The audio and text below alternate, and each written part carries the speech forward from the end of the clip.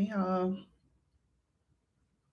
Ooh, I just took my I had a lock bun in. I just took it out today to let my locks breathe, but we are back at it. For those of y'all who have been here since Race and Rights last year, I used to do like a weekly live. I used to do office hours. They're not necessarily office hours like that now, but it's something similar, bringing it back here to answer y'all's questions on civics, voting, elections, law school, the law, and everything in between. So, yeah, I think that I am going to do these at least weekly, if not twice a week, just to chat with y'all. This channel has grown so much. What started off originally as just, an idea to help people learn more about civic engagement, to help people learn more about the American government, to help people learn more about their rights and essentially how America is supposed to operate from a policy standpoint. This page has grown so much. This channel has grown so much. This community has grown so much. Sorry, y'all, I'm trying to turn on my ring light because I feel like my lighting was bad. But this community has grown so much since when did we start this? January. So yeah, I'm just really happy to have you guys here. Happy to be growing. We are really close to 1,000 subscribers, and I know that's probably not a lot for people who have been in the YouTube game for a long time, but it is quite a bit for me. I can just imagine 1,000 people being in a room wanting to talk to me, wanting to hear what I have to say, and I'm like, wow, that's crazy. We're, I think, as of today at 9:37, so I really would love to be at 1,000 by the end of the month. So I'm going to consistently keep pushing content, which there's a lot of it because it is midterm election time. Tonight, polls are actually closed now in Florida. Today was the Florida primary election. Very excited for that. If you guys saw, I have interviewed 3 candidates for races in Florida. Elijah Manley, who is running to represent Florida District 20, which is very close to where I grew up, my stomping grounds. That is now a gerrymandered district. And he is running against a woman who doesn't necessarily represent the district demographically. So it is going to be very interesting to see what the results are of tonight's primary or today's primary as the results keep rolling in. But Elijah Manley was a couple of months ago. And then last week, my interview with Angie Nixon, who is a current Florida House representative, now running for U.S. Senate to represent Florida. Her interview was last week. And then I just dropped an interview with Dana Foster, who is candidate for governor of Florida. I just dropped that yesterday. So it is going to be really interesting to see the results as they come in over the course of the next few hours. I am now a Georgia Peach. I've been here for a few years now, but I am a born and bred Floridian. And so I definitely still care about the landscape, the societal landscape, and the governmental landscape of Florida. My family's still there. I still have plenty of friends that still live in Florida. So I care. I care. Both of my alma maters are there. Florida is a beautiful state. Florida has a lot to offer. The people of Florida are beautiful people, both inside and out. Oh my God, this one, y'all have, for those of y'all that have a lot or have locks, do y'all have like one lock that is just unruly? because this one just don't want to do what I needed to do. Anyways, yeah, the state of Florida is beautiful. The people, Floridians are beautiful people, both inside and out. But we have been, and you see, I love Florida so much, I still say we. Um, the state has just been ravaged.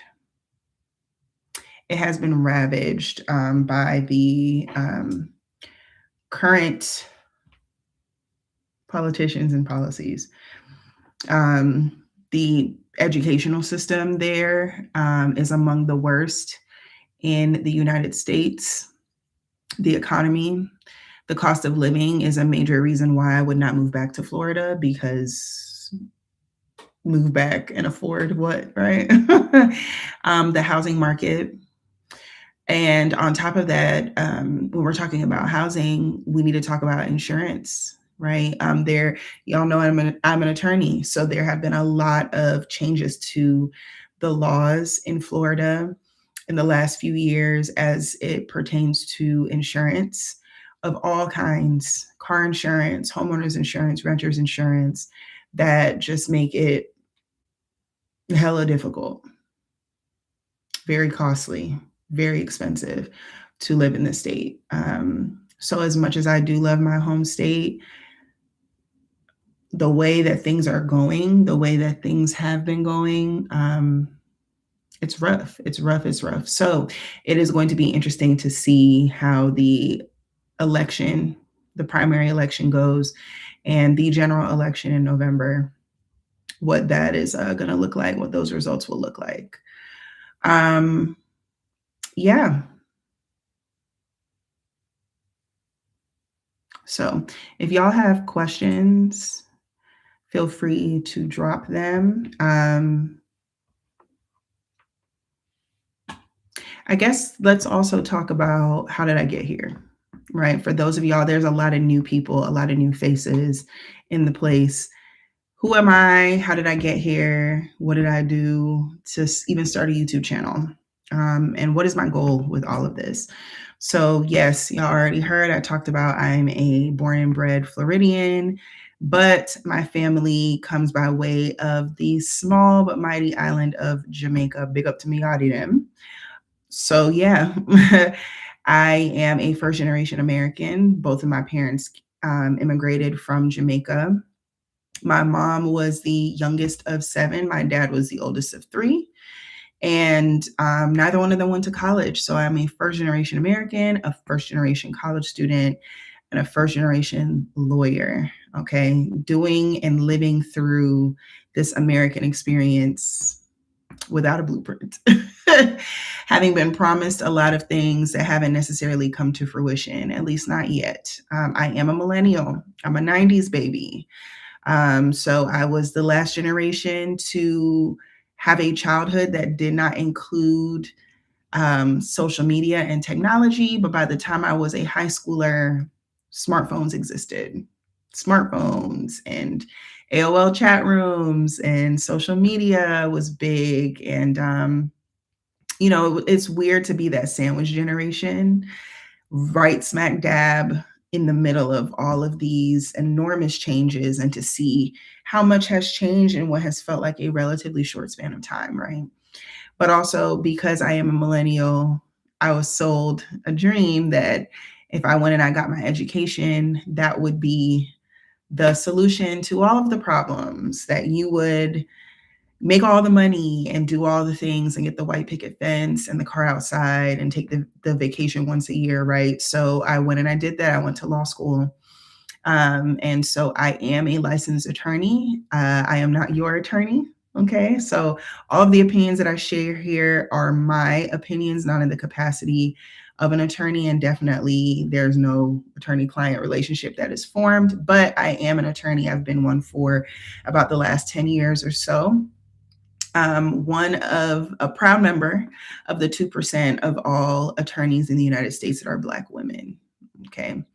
But because I am first generation, again, I have had to navigate a lot of things on my own, had to learn a lot of things on my own. The path into the law was not one that was um, smooth. It came with a lot of bumps and bruises. In fact, I was not one of those people who grew up wanting to be an attorney. I didn't want to be an attorney. I wanted to be a performer.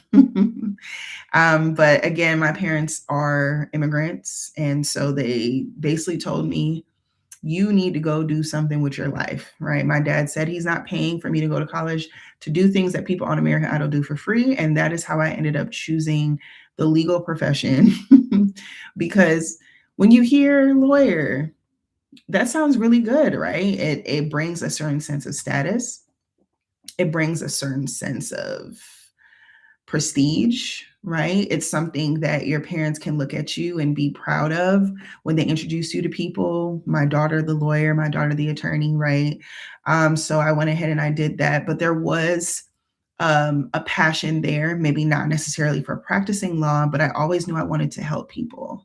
I always knew that I wanted to advocate for people. I always knew that I enjoyed seeing the fruit of my labor in the sense of like working to do something and then being able to see a tangible result, right? And so I started law school in the height of the Black Lives Matter movement. And I went to a historically Black law school. So that really framed my outlook on the legal field. It framed my outlook on civics. It framed my outlook on America in general and the systems that have been designed and created um, and shaped the American experience. Okay. But when I started law school, Trayvon Martin had just been killed. And Trayvon Martin was a Floridian. He was from Miami. I'm from South Florida. He traveled to Central Florida to visit his father. I went to law school in Central Florida. I also lived in Central Florida for a little bit of time. So everything felt very, very, very, very, very close to home, right? And I was obsessed with that trial. I watched that trial every single day that it was on while I was at work. And that was really when I realized that I wanted to be a lawyer. And specifically, I wanted to be a prosecutor. Because number one, and we kind of see it mirrored right now with what's going on with the Nolan Wells case, it is very difficult for Black people to be anything other than a defendant in the legal system. Even when you are a victim of a crime, if you are Black, it's very hard to prove that you are truly a victim.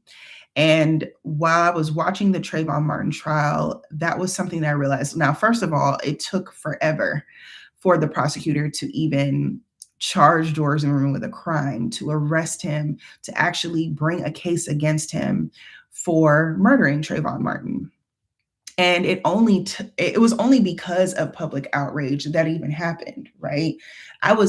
Me and my father were at some of those protests in South Florida, demanding a full investigation, demanding an arrest, demanding some type of justice for what was done to this young boy and how it left his family. And so from the very beginning, right, it was kind of rigged watching that happen. But then as I was watching the trial, I came to see that the narrative spun from Trayvon being the victim, the deceased, the decedent, right? The person who had been wrongfully killed, to now it having to be proven that he really was a victim, that George Zimmerman really did kill him without some type of justifiable reason, right? And how easy it was for that to be spun. But also, it seemingly was incredibly difficult for the prosecution to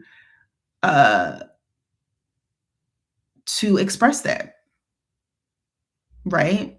Almost like they allowed this alternative narrative to be a thing.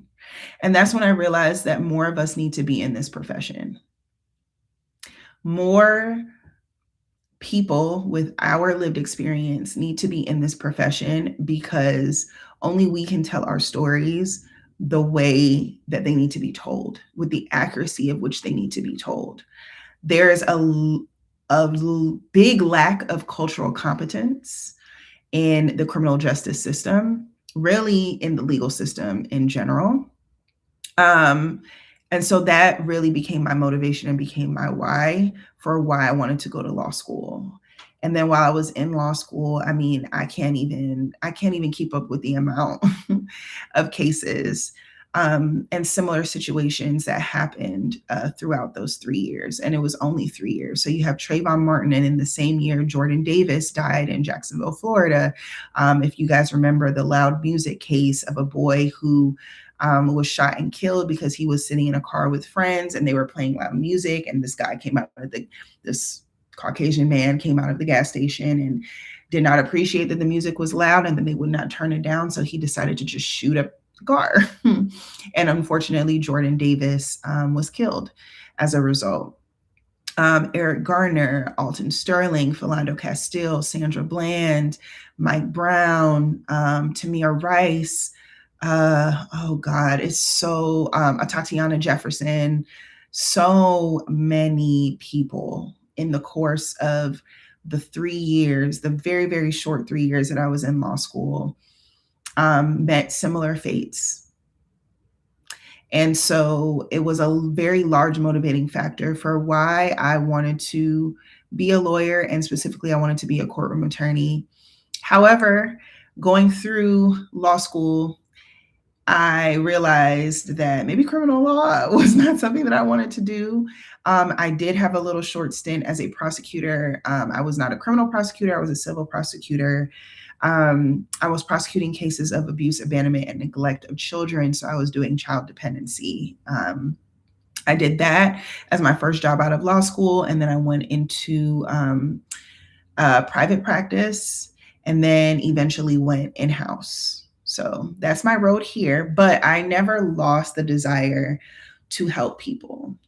And that is kind of how this happened. So at the top of last year, let's put a pin in that real quick. At some point in time within the last 6 years, something was starting to shift fundamentally in the way I thought about myself and what I wanted to do with my life. And I got to a place where I almost walked away from the profession in its entirety. Again, it's only 2% of us that are Black women. So most of the time, I have been the only one in the room. And if you understand anything about intersectionality, being a Black person and also a woman, you can imagine how incredibly hard that is to navigate these systems, right? And so I started to get very burnt out. But once you start working in the legal field, and especially when your focus is in public service, right? You're not getting paid well. I just want to let y'all know that it's a lot of very, very, very like dirt broke lawyers. Okay. So if you are a law student, or you're thinking about going to law school, or you have someone in your life that's in law school or wants to be an attorney, I want y'all to know that from me firsthand. There's a lot of broke attorneys out there. And oftentimes in this profession, you have to choose between purpose and paycheck, unfortunately. So I ended up having to make some very difficult decisions over time, decisions that I originally did not realize I would have to make. Anyways, so something in me started to shift. And I felt like the original reason why I went to law school and I wanted to be a lawyer, I was not fulfilling. And so, yeah, I was very close to walking away entirely. And I felt like I needed to start figuring out what do I want to do, and who am I outside of the ESQ? Who am I outside of being a JD? Who am I outside of what I do for a living? And it has taken me the entirety of the last 5 to 6 years to figure that out. When the change in administration happened at the top of last year, a lot of things happened. Again, I want to credit my historically Black law school for teaching me how interconnected civics and history are to each other. Okay. Um, Despite what many people believe, this is not the first time a lot of this type of behavior has happened. And if you study American history, you will know that. You will know that. Um, all of the executive orders started to roll out. And, I had been doing content creation for a few years, a couple of years prior to all of this, but I was just I was very inconsistent. I really didn't know what I wanted to do. I didn't want to be an influencer, and that just kind of seemed to be the big thing, right? But I frequent social media, so I would scroll through TikTok and see people panicking about these executive orders and, oh my gosh, they want to do this and they want to do that, and I'd be like, y'all don't understand that these are pieces of paper. Like, this is a mental psychological tactic. This is psychological warfare. These people would be dumb to think that they actually have the power to do any of the stuff that these EOs are even talking about. But even if they know that they can't, they know that you don't know that they can't. So they're going to overwhelm you. They're going to blitz you to wear you out, to make you feel hopeless, to make you feel like this is just the way that it is, and you don't have a say so, and you don't have power. Because the quicker they can make you feel hopeless is the quicker that they can push their agenda through, whether legal or illegal. And with everything that's happening, people don't really care if it's legal or not, right? And so sometimes I felt like I was like screaming into the void, on top of the way that the election turned out. I was infuriated. I was depressed. I didn't really know what to do afterwards. And right around this time as well is when the viral Hillman talk trend started on TikTok, right? There was a real life actual professor who also teaches at an HBCU who started a TikTok channel just as a way to like reach her students, because she knew her students were on TikTok and on social media. But what she didn't realize was that when you post on TikTok, you're not just posting to a certain amount of people. This reaches globally. And so I think her first video was like talking about her syllabus or something like that, and like the books that they would be reading. And she's a African American studies teacher, I believe, or African American literature teacher, something like that. And so it reached people, and people were like, oh, I'm so excited. Like, are you going to put stuff on YouTube? And when will your syllabus be available? And she was like, wait a minute, this is for my class. But because of that, people on TikTok were like, what if we had like a Hillman, a Hillman college where we could go and like learn about things? And so that is where Hillman Talk came. Of course, Hillman being this fictitious HBCU from one of our, Black, beloved Black sitcoms, A Different World. And so people just started like coming up with classes, right? If you had any type of expertise, or if you just really, really loved something and you wanted to share your knowledge of it that wasn't held behind a paywall, people just started creating like courses. And so I was inspired to create a course called Race and Rights, African Americans and the Evolution of the US Constitution. And let me give like professors props.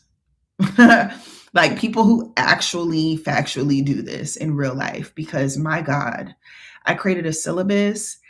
I did a reading list. I mean, I scoured the internet for like videos that would help to break down these really complex legal and governmental uh, methods and theologies and stuff in a way that the average person could understand. I created like a final exam for my students, right? So I had students, people that actually like downloaded this syllabus that I created and followed along every week. And I mean, I was really shocked that anybody even cared about what I had to say, or that anybody wanted to learn any of this stuff. I just knew that I had to do something to help people to understand what was really happening. But I also knew that I wanted to do it from a Black lens. And partially that came from this entire argument about immigration. and who gets to be considered a citizen and who doesn't. And the entire immigration system and the idea of earning citizenship is built off of the backs of African Americans. If you know anything about the case Plessy versus Ferguson, um, you know, when slaves were freed, they still were not considered citizens of the United States. These people were property, okay?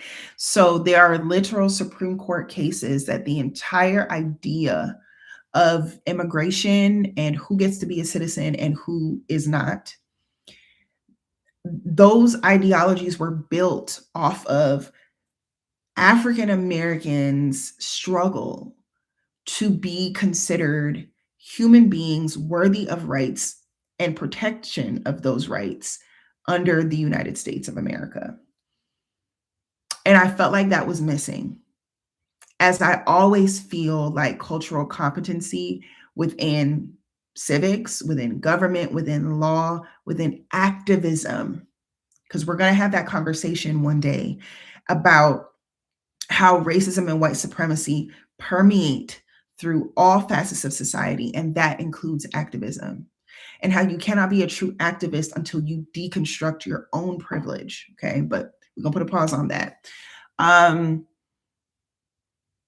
That's how I knew I wanted to teach it. I wanted to teach it in the way that my constitutional law professor taught it when I was at my historically Black law school, because it opens your mind to the reality of what it is that you're living. And it reveals how much greater this country could be, that we're not even remotely close to living up to the ideals that this country was built upon, not even close. Anyways, and it grew. And this was also around the time when like we didn't know if TikTok was going or staying. So my students asked like, where is this going to be available if TikTok goes down? And they encouraged me to start a YouTube. And this is how the Black and Brief YouTube started. So yeah, long story long. That's me in a nutshell. That is how this YouTube channel has started. It has evolved quite a bit. So you're still going to get the civic content. You're still going to get Black history. You're still going to get voter education. But I am still a member of the legal field. Only 5% of all US attorneys are Black. And I feel as though those two things are interconnected with each other. Because when you are an activist, when you're an advocate, it's very hard to advocate for people properly when you don't respect all lived experiences. And who better to tell our stories and be sitting at the table when these policies are being made, when laws are being written, so that we can ensure that the least among us are protected by these policies and this legislation, than to bring more of us into the profession. So you will also see content surrounding how to get to law school. If you're a first generation pre-law student, if you're a Black pre-law student, you'll get tips and tricks if you're already in law school of how to survive it. And you'll also get real confessions of a recovering attorney, because even though, yeah, I'm still in the profession, I don't aspire to stay here. I do feel like after the past 6 years of kind of tugging around and trying to figure out what do I want to do, I feel like social impact is my space. Social justice, advocacy in a way that is different than practicing law and taking people's cases, and showing up like that. I more so want to use my legal prowess to advocate and to organize and to reach people where they're at, to activate the next generation of brilliant minds who will change the landscape of America. Because unfortunately, I think with everything that's going on, I don't know if I'll live long enough to see a better world. And as a millennial, I'm living through like my 1000th unprecedented event. I mean, us millennials, like we're really going through it, right? But I feel like if I can leave this world better than I got it, if I can do things that my kid can be proud of, right? If I can share what I know with people in a way that reaches them and empowers them to be the best versions of themselves and to help their neighbor, that's what I want to do. So that's Black and Briefed, y'all. That is Black and Briefed in a nutshell. So yeah, this is our first live. This was our first live together. I haven't gone live since it's been over a year because it was when I was still doing Race and Rights. Was the last time I went live on YouTube. But like I said, we're gonna do this every week, if not twice a week. If I do it twice a week, I will probably do it Tuesday nights and Friday nights. So make sure that you guys like, comment, subscribe to the channel, click that little notification bell so that you're notified whenever I drop new content and when I go live. If I decide to go live this Friday, then I hope to see more of y'all on here, and I hope that y'all bring y'all questions. By that time, we will know the results of a lot of these primaries. And again, waiting to see what goes on in my home state, crossing my fingers and hoping that Florida does the right thing this time around and elect some people who can change some stuff. All right, because it ain't looking too good. But yes, if I go live again, it will be Friday evening around the same time. I think I'm going to do it like 7:30, and we'll have some stuff to chat about. Until then, stay safe and stay engaged, y'all.